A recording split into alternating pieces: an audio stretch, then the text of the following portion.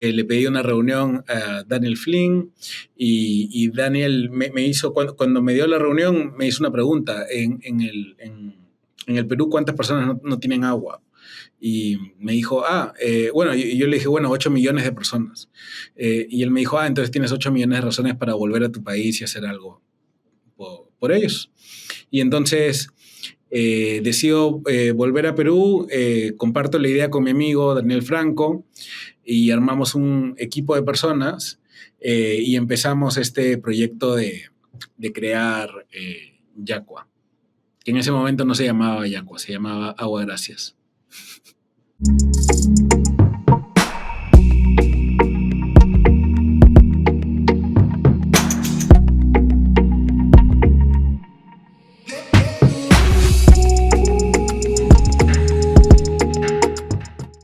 Hola con todos, bienvenidos al primer episodio del video podcast Impactuamos, iniciativa impulsada por Yacua, en donde conocerás más de nosotros y de iniciativas sociales alrededor del mundo.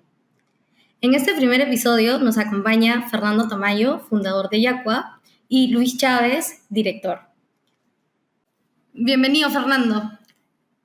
Hola Maciel, hola Luis, muchas gracias por organizar este primer episodio e invitarme. Perfecto. Para romper el hielo tenemos algunas preguntas, Fernando, como para que nos cuentes a toda nuestra querida comunidad cómo nació la idea de crear Yacua y qué experiencias o motivaciones personales te llevaron a apostar por un emprendimiento social. Uh-huh. Bueno, esto fue hace muchos años, en el 2010, cuando estaba estudiando mi pregrado en Australia, y me invitaron a una de estas charlas donde distintas personas vienen y cuentan un poco de lo que hacen, y una de estas personas fue Daniel Flynn, que es el fundador de Thank You Water, que es una empresa social en Australia. Y entonces él contó, y él en ese entonces era un chico de 18, 20 años, y contó cómo con un grupo de amigos había empezado una marca de agua embotellada en Australia y usaba el 100% de las ganancias luego de pagar sus costos para financiar proyectos de agua en África y en Asia. Y entonces eso me pareció muy interesante. Me gustó mucho el concepto. También escuché otras charlas más, que una que decía de que si hemos eliminado la pobreza extrema, o si hemos eliminado la mitad de la pobreza extrema en el mundo, ¿por qué en los últimos 30 años, por qué no en los siguientes 30 años erradicarla por completo? Y entonces, a mí me gustó mucho este concepto y conseguí un par de botellas en un supermercado. Investigué más, le pedí una reunión a Daniel Flynn y Daniel me hizo, cuando me dio la reunión, me hizo una pregunta. En el Perú, ¿cuántas personas no tienen agua? Y me dijo, bueno, y yo le dije, bueno, 8 millones de personas. Y él me dijo, entonces tienes 8 millones de razones para volver a tu país y hacer algo por ellos. Y entonces decido volver a Perú, comparto la idea con mi amigo Daniel Franco y armamos un equipo de personas y empezamos este proyecto de crear Yacua, que en ese momento no se llamaba Yacua, se llamaba Agua Gracias. Un poquito para matizar, en esas épocas, Fernando, 2010, ahí hablo como consumidor, que yo recuerde, no existía el concepto no se conocía el concepto de empresa social, me parece, en el Perú. Ya lo habías conocido en Australia, pero yo no recuerdo ninguna otra empresa social. Hay varias formas de definir una empresa social, por supuesto, pero ni siquiera alguna que haya tenido alguna intención tan explícita como Yacua, ¿no? Contra todo eso, ¿no fue medio difícil explicarle al mundo, bueno, al Perú en este caso, por qué iban a hacer algo así? Sí, correcto. De hecho, fue muy difícil porque cuando le contábamos esto a cualquier persona, ellos decían, pero eso no existe. O sea, no existe una forma, una entidad ¿no? Jurídica que permita eso. No creemos que vaya a funcionar. ¿Cómo vas a conseguir capital para poder hacer la iniciativa? Entonces, había muchas preguntas sobre cómo implementarlo. Pero creo que finalmente lo que no habían eran dudas de que era importante hacer algo por las personas que no tenían agua, ¿no? Y esto fue un poco lo que llevó muchos años. Cuando yo volví fines del 2010, inicios del 2011, y recién lanzamos Yacua en agosto del 2013. Es decir, que 2 años y medio después. Y fue justamente porque nos tomó mucho tiempo socializar este concepto de empresa social y conseguir que personas crean en él para poder finalmente lanzarlo al mercado y hacerlo una realidad. Sí, a mí que me toca hoy en día explicar lo que hace Yacua con socios, aliados. Cuando uno dice empresa social, ya creo que la gente sí tiene una buena idea de qué es empresa social. Creo que lo que primero se les viene a la cabeza no es exactamente lo que hace Yacua, sino más bien, estás trabajando en resolver algún problema social, generando una rentabilidad, que creo muy válido, creo que efectivamente es una definición de empresa social, pero cuando les explicamos, sí, pero además todo lo que logramos generar en ganancias, digamos, lo estamos destinando a estas iniciativas, todavía increíble, ¿no? Más de 10 años después, todavía no es tan fácil de digerir para el mercado. Sí, y creo que han habido unos cambios importantes desde aquella época. En el 2010, por ejemplo, se hablaba mucho de la responsabilidad social empresarial, RSE. Ahora ya no se habla nada de responsabilidad social empresarial, se habla de sostenibilidad, ¿no? También los objetivos hacia el 2030 de las Naciones Unidas de Desarrollo, los ODS, han ayudado a que las empresas tagueen, ¿no? Su propósito con uno de estos objetivos y busquen hacer iniciativas, sean empresas sociales o empresas grandes. Entonces creo que ha habido también un cambio y una evolución del concepto, y en ese sentido las empresas sociales que empezaron a salir más o menos por esa época han ido en el mismo camino. Perfecto, Fernando. Gracias. En tu experiencia, ¿cómo podrías contarnos o combinar esta sostenibilidad financiera con impacto social positivo? Creo que a nuestra comunidad le interesaría conocer cómo, a raíz de que era tan problemático entender cómo funcionaba una empresa social, ¿cómo le diste forma para poder vincular los ingresos financieros y trasladarlos a hacer proyectos sociales a través de una ONG? Bueno, claro, en esa época entonces lo que hicimos fue pedir consejo, ¿no? E involucrar distintas organizaciones que tienen mucha experiencia en este ámbito, ¿no? Y ellos y viendo experiencias en el exterior también. De hecho, nos sirvió mucho la experiencia que ThanQ tuvo en Australia creando su organización, y básicamente creó y básicamente ellos crearon 2 organizaciones y nosotros lo replicamos. Una es una empresa que es la encargada de comercializar el agua embotellada, y otra es una ONG, que básicamente la ONG es la dueña de la empresa, y entonces la empresa genera ingresos, y estos ingresos, cuando ya son profit o ganancias, van a la ONG, y la ONG tiene como objetivo poder financiar e implementar estos proyectos de agua, y ella es la que se encarga de hacer toda la parte social, ¿no? Entonces, este formato nos ayudó mucho porque cuando íbamos nosotros a negociar, por ejemplo, con un supermercado, con una tienda, ellos querían ver a una empresa.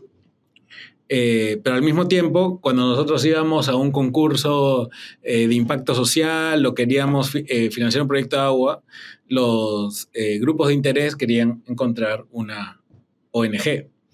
Y entonces esto nos dio mucha versatilidad para poder trabajar bien y ser competitivos en ambos lugares, ¿no? Entonces, creo que eso fue una buena estructura. Claro que era una estructura un poco más trabajosa porque había que declarar doble todo, ¿no? Y asegurar de que todo esté bien por dos. No era solo una organización.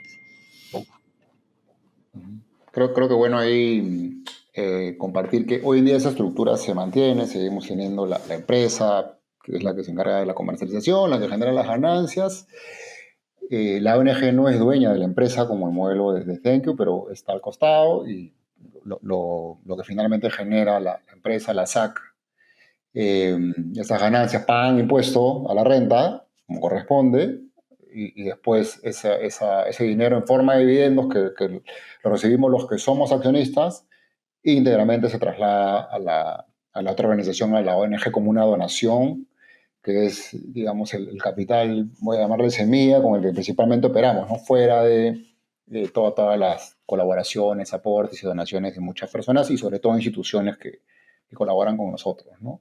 Alguna vez le hemos dedicado un poquito de tiempo a tratar de mejorarla. La verdad que no hemos encontrado algo más óptimo para lo que hoy existe en Perú. Tal vez algún día cambie. Pero bueno, con las dificultades que Fernando comenta que existen, porque hay una duplicidad administrativa por lo menos, en buena cuenta funciona, ¿no?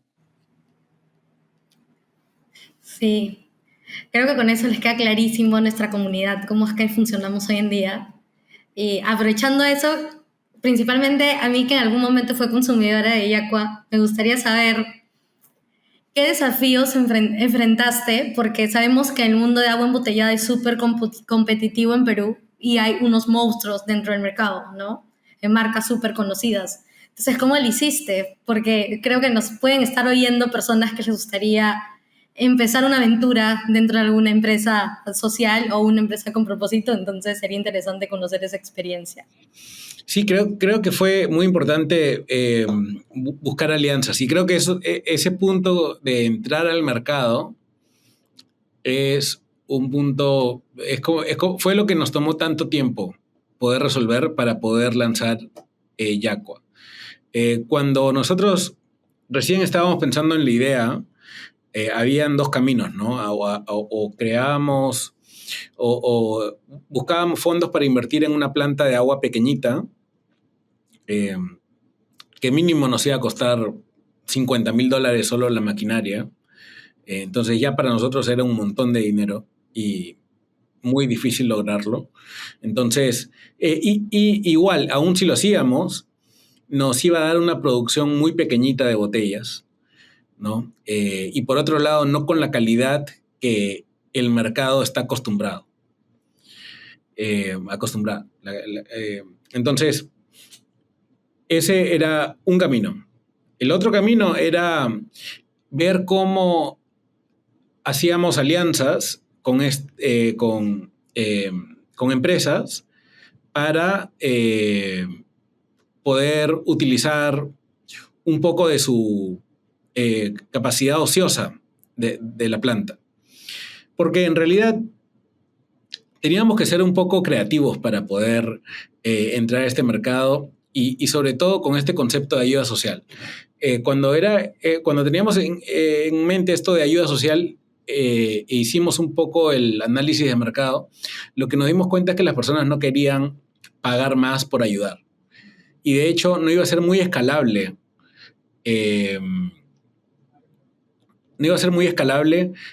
Convencer a las personas que, tú estás pagando más porque de esa forma puedes ayudar, ¿no? Entonces lo que hicimos fue, queremos que la gente nos compre primero porque el agua es buena. Segundo, queremos que la gente nos compre porque el precio es igual de competitivo que lo que hay en el mercado. Y tercero, queremos que nos compren porque esta agua impacta en personas y ayuda a personas. Entonces, ese tercer factor, si bien para nosotros era lo más importante y la razón de por qué existíamos, de repente para el consumidor no era necesariamente la principal razón, sobre todo cuando no podemos hacer comunicación masiva, no podemos tener paneles o publicidad en la televisión, en esa época masiva para darle a conocer el propósito a toda la gente. ¿no? Entonces, si queríamos que esto se vuelva masivo, teníamos que asegurar que la gente compre porque finalmente para ellos es un buen producto y ellos lo quieren, ayude o no ayude, ¿no? Entonces, eso nos permitió tener una perspectiva muy creativa de hacer las cosas y dijimos, pues, vamos a las empresas grandes y vamos a proponerles de que de que maquilen o nos ayuden tercerizando la producción del agua embotellada. Y entonces logramos que una de estas empresas decida ayudarnos, decida colaborar con nosotros, y ellos nos empezaron a producir el agua embotellada básicamente a su costo de producción. Entonces, cuando llegó el momento de lanzar el agua al mercado, el agua era de la misma calidad que el resto de estas marcas muy conocidas, el mismo precio, y finalmente tenía este impacto social.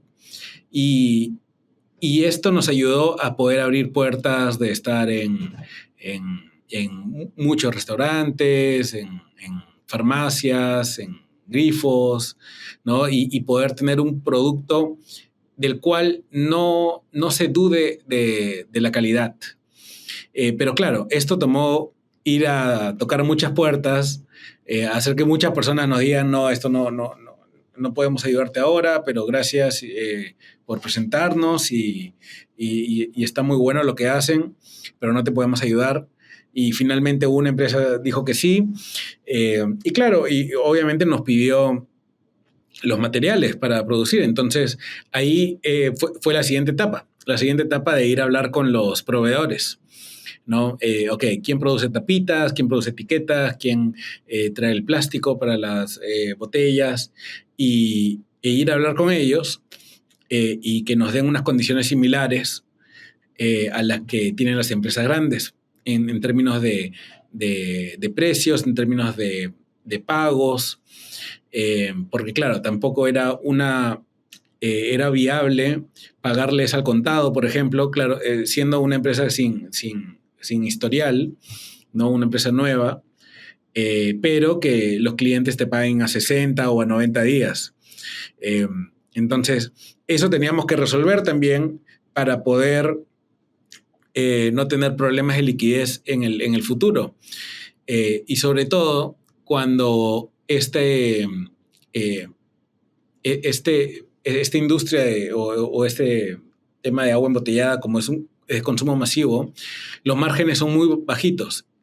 Tiene que ser masivo para poder tener márgenes totales buenos, ¿no? Pero en realidad, si tú lo ves botella por botella, los márgenes son muy bajitos.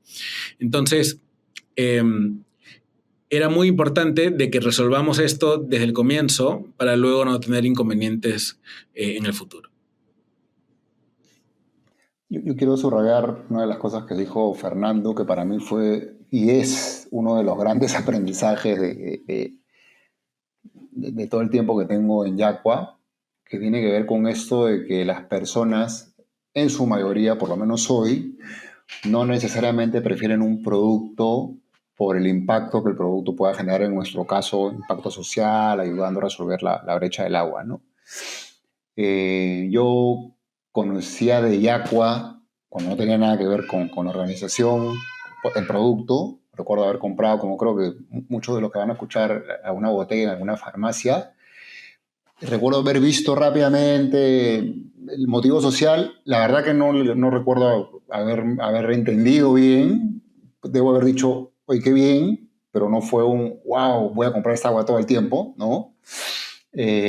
Después, cuando ya tuve el gusto de conocer a Fernando y me contó un poco más y me explicó esto, ¿no? Que, oye, acá uno de los grandes problemas es que no es que porque estemos ayudando la gente nos va a elegir, hay que cubrir todos los otros atributos, ¿no? Producto de buena calidad, buen precio, disponible, con stocks y toda la problemática de la industria, ¿no? Aún así yo, en el fondo decía, ok, pero entonces creo que el problema es ser informar. De repente a muchos les está pasando lo que a mí me pasó, ¿no? Que vi la botella, pero no entendí. De repente el tema es comunicación. Si a las personas les explicamos mucho más y entienden, van a pasar al otro lado, van a ser fans, no necesariamente de productos como el nuestro, pero de productos que generen este tipo de contribución, ¿no? Bueno, ahí hay otro problema, ¿no? Esa comunicación es bien difícil, no solo en contenido, sino también en masificarla, es costosa, ya estamos hablando del mundo de la publicidad y todo eso que ya sabemos que tiene otros números, pero aún así creo que una derivada de ese aprendizaje es que creo que incluso comunicando bien, no necesariamente uno llega lo voy a decir figurativamente, ¿no? A ablandar suficientemente los corazones para que uno diga, prefiere esta agua que esta agua, ¿no? Las otras variables siguen pesando mucho, ¿no? Que esté hoy en verano, que esté a la mano, heladita y barata, importa más que hay alguna contribución, ¿no? Eh, Sigo pensando que puede que a nosotros nos esté faltando descubrir alguna fórmula, eh, pero la verdad es que hoy en día en la práctica es muy difícil, ¿no? Con lo cual hay que cumplir con los demás atributos para tener alguna opción de, por supuesto, usar el argumento de la ayuda, del impacto para que los consumidores prefieran. Sí, porque es más, cuando me acuerdo, claro, antes de lanzar Yacua, el tema era convencer a los gerentes generales o a los líderes de las empresas para poder, de que esta iniciativa está buena para explorar y para que ellos analicen si les gustaría ser parte de. Y claro, eso era complicado lograrlo, pero creo que lo logramos hasta una gran parte. El reto más grande, me di cuenta, fue cuando ya ellos nos decían, ok, te pasamos con el equipo analítico, ¿no? Los gerentes que son los que efectivamente ejecutan, ¿no? Y ya revisan los detalles y los pormenores. Y eso era mucho más difícil. Porque ahí, claro, ellos tenían todas las preguntas de calidad, de precio, de planes de marketing, ¿no? De planes de comunicación, de evaluaciones que habíamos hecho nosotros. Entonces ya era una conversación mucho más profunda y creo que si no hubiéramos tenido resuelto el tema de la calidad, el precio y el respaldo de grandes empresas, hubiera sido muy difícil poder entrar al mercado de la forma que lo hicimos. Buenísimo, gracias Luis y Fernando por las respuestas. Querida comunidad, quería comentarles que Luis ahora es el director, está a cargo de la empresa, y Fernando es el fundador, para que puedan entender las respuestas del antes y el ahora de Yacua y la media evolución que estamos contando aprovechando este podcast. Porque ya deben conocer algunos de ustedes un poco más de nuestra historia, entonces estamos entablando.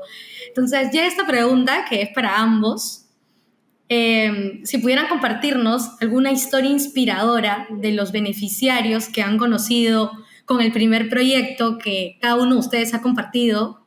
Obviamente ya entrando un poco a la parte más feeling, ¿no? A la parte más social, a la parte más proyectos, el corazón de la empresa. Ya conocemos un poco de negocio, nos han contado cómo ha evolucionado y también la historia. Creo que a nuestros seguidores nos gustaría un montón conocer esa experiencia feeling de Yacua. Bueno, para mí el primer proyecto grande fue La Libertad en Churcampa, Huancavelica. Lo hicimos con nuestros aliados SER, que son la organización que se encarga de implementar muchos de estos proyectos en zonas rurales. La verdad es que esa experiencia, el primer proyecto, fue increíble. Esta era una comunidad que no tenía agua, pero tenía un sistema muy antiguo, pero no tenía agua en cada casa. O sea, tú ibas a las casas de las personas y algunas casas tenían, otras no.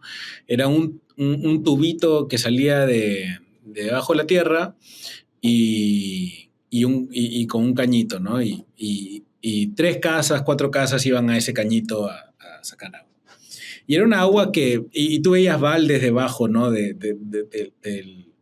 ese cañito y era una agua que no estaba buena. Y entonces nosotros implementamos ahí un proyecto, un sistema de agua bajo gravedad, donde se capta el agua de un manantial, se construye un reservorio donde el agua llega y finalmente cada casa recibe un lavadero y un caño con agua de este manantial. Y es agua que viene con muy buena presión, con muy buena calidad, ¿no? En el reservorio se trata el agua y finalmente las personas la pueden usar para todo, para cocinar, para lavarse, para lo que sea que necesiten. Entonces, mi historia ahí fue el antes y el después. Me acuerdo que cuando terminamos de implementar esta infraestructura, volvimos a ir a los 3 meses, me acuerdo. Y el cambio en las personas fue radical. Las personas estaban, para mí, y sí, siempre lo pongo como esta imagen es, para mí es como si hubieran ido al gimnasio, sin necesidad de haber ido al gimnasio. Pero el agua que ya estaban usando les dio una vitalidad muy, muy buena. Y los veías a ellos felices, alegres y obviamente muy agradecidos, ¿no? Y cuando terminamos esa visita, los 3 meses, lo que yo les dije es muy importante que ustedes cuiden su sistema de agua, que ustedes lo mantengan, porque básicamente este es el ejemplo para poder replicarlo en otras comunidades. Si ustedes cuidan su sistema, siguen usándolo como se les ha enseñado y demás, y además, ellos mismos los construyeron. Es parte de todos los proyectos de agua que hacemos, ellos tienen que poner su mano de obra para poder ejecutarlo, porque finalmente ellos tienen que también contribuir a hacer el sistema realidad. Y el mensaje era, si ustedes lo cuidan, si ustedes lo mantienen, no solo están impactando en ustedes, pero también en otras comunidades que van a poder acceder a, a un proyecto similar. Yo me estaba recordando un poco y tengo una historia bien linda que la verdad me hizo pensar mucho con un proyecto que visité al poco tiempo de incorporarme a IACUA. Quise ir a ver en Cajamarca, Centro Poblado El Verde se llama, en el Churo, uno de los proyectos que IACUA había hecho. Yo no estaba en esa época, pero quería ir para conocer cómo era realmente un proyecto implementado. Ese ya tenía algún tiempo. Porque la verdad es que es una cosa es cuando lo ves en planos, en fotos, y otra cosa es cuando visitas, ¿no? Entonces fui, recuerdo que, bueno, salí de Cajamarca, para llegar al centro poblado, las distancias, la verdad que eran bien grandes, me pasé medio día viajando, felizmente había transporte para llegar, pero llegué, paisajes en el medio hermosos, bueno, Cajamarca, época de lluvias, la verdad que linda la experiencia, pero una vez que llegué al pueblo, ese pueblo, como muchos de los que hemos intervenido, me parece, no tiene una parte céntrica, no voy a decir desarrollada, pero más o menos bien puesta, y las extensiones, los crecimientos laterales son los que normalmente quedan desabastecidos, ¿no? Ese era un caso parecido, ¿no? El proyecto se hizo en la parte superior, que era parte del crecimiento, y no tuvieron un proyecto de agua, ¿no? Don Marcial me recibió muy amablemente, me invitó a su casa, una casa muy humilde, por supuesto. Y yo le dije, me gustaría ver algunas de las instalaciones. Vi la instalación de su casa, me abrió el caño, perfecta la presión, todo muy lindo. Y le digo, me gustaría ver algunos otros lavaderos, algunos puntos intermedios, lo que aprendí después, que las cámaras rompe presión, la captación. Y me dijo, ya, pero tenemos que ir en moto. No, le digo, yo camino sobrado, tengo físico. No, me dice, está lejísimos, olvídate, no llegamos nunca. Tiene que ser en moto, súbete a la moto. Nos fuimos en la moto y efectivamente estaba muy lejos. A medida que subíamos, arriba estaba completamente nublado, la lluvia era torrencial. Y me dijo, sí, sí podemos subir, pero seguro que quieres subir porque va a estar fuerte. Sí, le digo, vamos. Bueno, llegamos a la captación, la pude ver un ratito, y entendí ya fuera de los planos que tenía en la cabeza cómo funcionaba todo, ¿no? Y revisamos algunas instalaciones. La verdad que todo muy bien, ¿no? Ya conversando de manera más... No tuve oportunidad de ver a muchas personas por la lluvia, todos estaban en su casa, así que no conversé, salvo con una señora que estaba muy agradecida, muy contenta. Pero conversé un poco más con don Marcial y le preguntaba a su familia, ¿no? Y me contaba, sí, pues que soy yo, mi esposa y por ahora solo un hijo, ¿no? ¿Cómo es eso? Le digo, no, lo que pasa es que 2 hijos míos han fallecido. Uy, le digo, y siempre es una noticia dura que un padre te diga que el hijo ha fallecido, ¿no?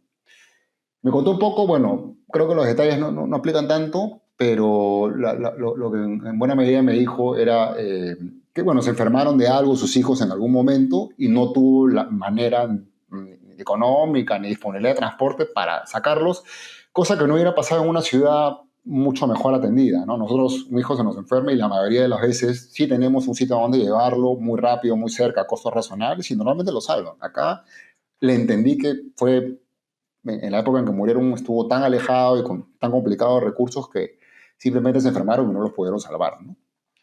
La segunda parte dura era que me quiso invitar a almorzar.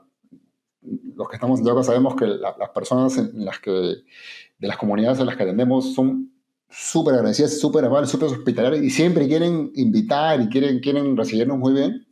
Y bueno, propio de la región, me querían invitar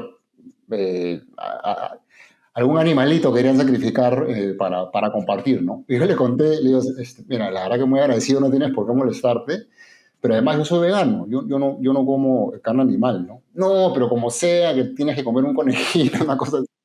No, le digo, por favor, no me los toques, y la verdad que no necesito, ¿no? Si me quieres, encantada que me invites, invítame lo que comen todos los días, y yo feliz, ¿no? Bueno, entendió, se dio, me senté en la mesa, y esto lo cuento con la mayor de las, o sea, de ninguna manera puede ser una crítica, sino más bien es una realidad que a uno le enseña, ¿no? El almuerzo del día era arroz blanco, fideos blancos sin nada y mote. Eso era el almuerzo del día, de un día cualquiera que es el que me invitó. Y yo le digo, yo como con usted, comamos lo mismo. Y comimos lo mismo. Y le pregunté, ¿esto es lo que comen todos los días? Y me dijo, sí, esto es lo que comemos todos los días. Cuando hay una fiesta, un cumpleaños, algo, bueno, hay un poquito de carne, de algún cuy, de algún patito que por ahí sacrificamos, pero esa es nuestra comida del día a día. Y bueno, evidentemente era por una falta de recursos y todo, ¿no? Y es que en esa zona, que es de ganadería y agricultura, lo poco que les pagan por lo que producen, básicamente les permite, además de abastecerse con lo que producen, comprar cosas muy básicas, ¿no? Aceite, arroz, fideos y ya está, ¿no? Entonces, yo suponía que las cosas eran así, pero es muy diferente verlo, ¿no? Y saber que en nuestro país hay personas que se alimentan de esa manera es duro, ¿no? Y eso pasa, ya lo hemos visto en casi todos los lugares a donde llegamos, porque justamente estamos tratando de llegar a comunidades que lamentablemente tienen ese nivel de alimentación.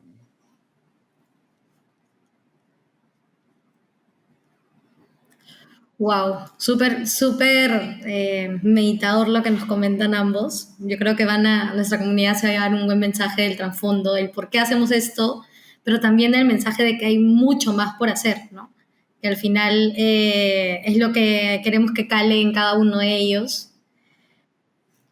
Como una de las últimas preguntas, porque no todo lo bueno puede durar tanto, eh, ¿cómo, creo que para cerrar la parte social, les gustaría saber cómo es que se eligen a estas comunidades, ¿no? Justo lo que comentaban, habiendo tanta necesidad, ¿cómo es que elegimos llegar a ciertas zonas específicas?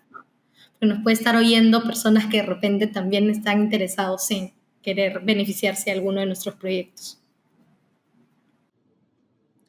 De repente le doy a Luis esa respuesta porque yo ya no estoy al tanto mucho de los criterios.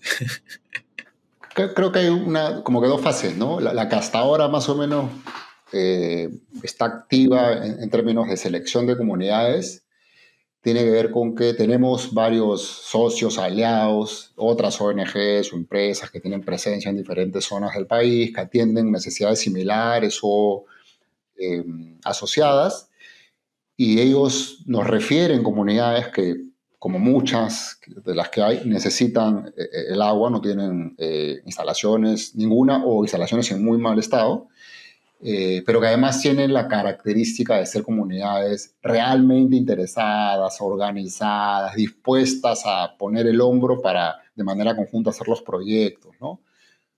Podría decir simplificadamente que tienen la personalidad para trabajar en conjunto, ¿no? Entonces, cuando nos llegan estas referencias, tratamos de averiguar más en las comunidades, viajamos cuando aplica para entender bien in situ qué hay, hacemos una especie de análisis de factibilidad. También está la parte más formal, ¿no? Necesitamos que el gobierno local esté enterado, sea interesado también para ver cómo nos va a ayudar, me refiero a municipalidades, que la comunidad tenga alguna estructura organizativa formal, eh, una, una, una junta, un presidente, todo esto, ¿no? Y cuando se cumple todo esto, hacemos un perfil de proyecto que incluye una valorización y si ya tenemos los fondos, que usualmente lo hacemos cuando ya tenemos los fondos, se financia el proyecto, ¿no? Eso lo vamos a cambiar, lo estamos cambiando un poquito a partir de este año. Vamos a seguir muchos de los pasos que he contado, pero en paralelo estamos trabajando también tratando de identificar organizaciones, empresas, que tengan interés en algunas zonas de influencia particular, siempre cruzando con las zonas en las que más necesidades hay en el Perú, ¿no? Ya sabemos, en términos de agua, Cajamarca, Ayacucho, Huancavelica, creo que son las tres más necesitadas en términos de acceso al agua. Porque lo que queremos es tener comunidades que estén interesadas, tengan la necesidad, organizadas, pero a la vez posibles financistas, ¿no? Empresas que por la zona de influencia les interese cooperar, estén acostumbradas ya a intervenir en proyectos de agua. De esa manera queremos ir a un ritmo mucho más rápido y ampliar el impacto, ¿no? Genial, Luis. Así que si alguna empresa nos está oyendo, bienvenidos. Ahí esperamos sus correitos o sus mensajitos. Fernando, esta pregunta va para ti. Desde tu experiencia, ¿qué tan difícil es emprender socialmente en Perú? ¿Y qué consejo le darías a quienes nos están escuchando que quisieran iniciar una iniciativa como la de Yacua? Bueno, emprender, sea socialmente o no, no socialmente, es muy difícil. Es un reto, es mucho más... hay una palabra, no sé cómo decirla, pero es... tiene mucho más aristas que uno pensaría. O sea, cuando vas a hacer algo, tú esperas que el resultado sea A o B y el resultado termina siendo H, ¿no? Entonces, como que hay muchas cosas que uno no conoce y que no conoce, que pueden suceder cuando uno emprende. Entonces, eso lo hace un poco difícil. Pero sea emprender en Perú o en Estados Unidos o en Australia, en cualquier lugar, yo creo que igual va a ser retador. Entonces, no hay ninguna característica, creo, que lo haga, que haga que esto sea más difícil hacerlo en Perú. Yo creo que finalmente el reto está en todo lado. Y algo que creo que a nosotros nos ayudó mucho para Yacua fue las alianzas con empresas. Eso fue algo muy importante para no empezar eh, eh, de cero. Y, por ejemplo, nosotros no conocíamos nada de hacer proyectos de agua. Entonces, esta alianza con la ONG SER, por ejemplo, o con otras ONGs que ya tienen años de experiencia, nos ayudaban mucho a poder ya tener una línea de base de dónde partir, ¿no? Y eso, por ejemplo, ha sido muy útil. En lugar de nosotros aprender de cero, básicamente trabajamos con ellos y aprendemos de ellos y ellos nos ayudan a ejecutar de la mejor forma posible. También hacer alianzas con grandes empresas nos permiten cumplir con muchos requisitos que si ellos tienen, entonces cumplimos con requisitos de cualquier otra alianza, ¿no? Entonces, eso nos ayudó también a poder establecer ciertos procesos dentro de la organización. Entonces, creo que primero, la primera forma de poder hacer una empresa es asegurarte que tengas buenas alianzas para poder ejecutar.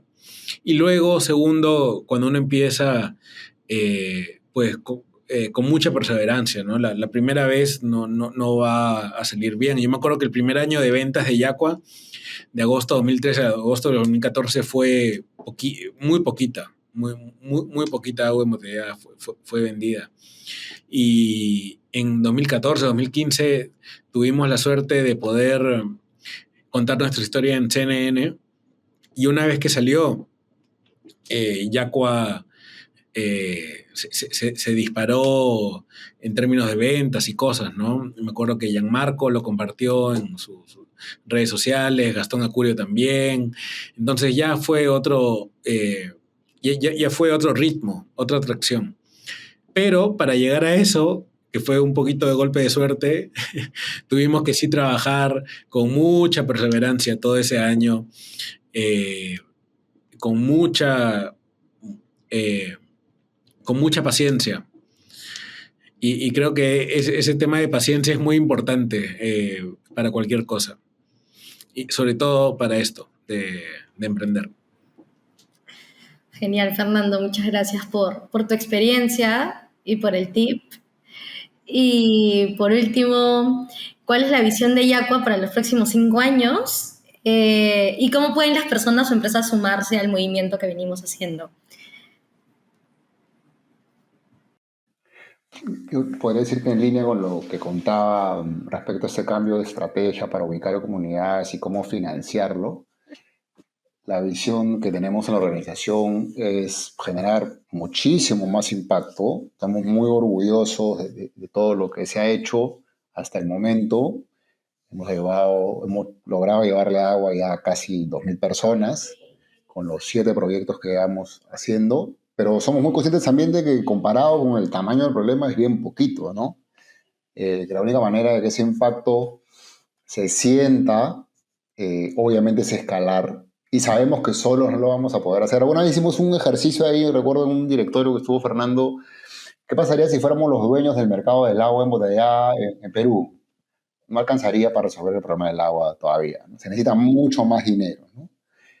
Nosotros creemos que sí hay, ¿no? Es más, hay en buena medida las ganas. El tema es cómo hacemos para juntar todas las variables y canalizar esto en ese gran problema que para nosotros y para muchos es uno de los de base para resolver los demás, ¿no? Entonces, yo creo que con todo lo que estamos haciendo deberíamos acelerar mucho más esta ejecución de proyectos, de todas maneras, con los aportes de muchas instituciones.